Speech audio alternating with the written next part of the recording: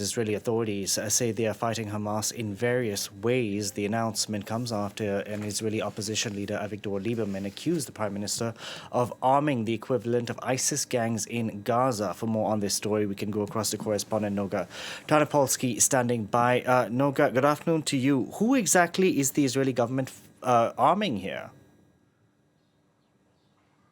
Good afternoon, Delano. Listen, this is truly an astonishing revelation today made by the former defense minister, Avigdor Lieberman, as you said, but apparently known by certain top Israeli military correspondents for at least a month now. They were prevented from publishing this information by the military censor, a censorship decision that the former defense minister broke.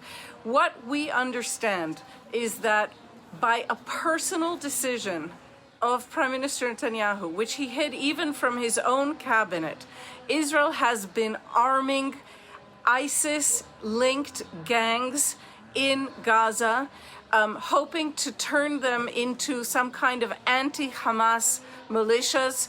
And we know from new revelations just in the last few minutes from the Haaretz newspaper that there are armed members of Hamas gangs seen through satellite imagery distributing food and humanitarian aid in areas that are fully controlled by the Israeli army in Gaza. So they seem to be part of this very shadowy effort Israel is running in Gaza to provide humanitarian aid.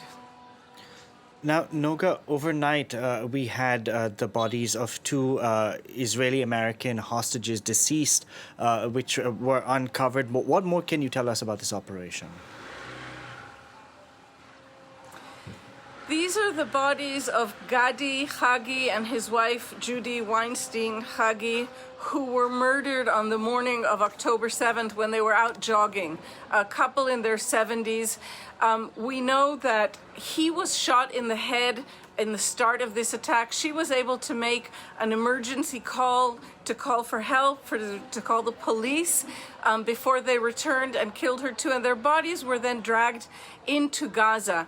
We know that they were found as a result of intelligence gathered by Hamas terrorists who were arrested by Israel, and that the Shin Bet and the army engaged in a joint operation in Khan Yunis in the last few days and were able to recover their bodies.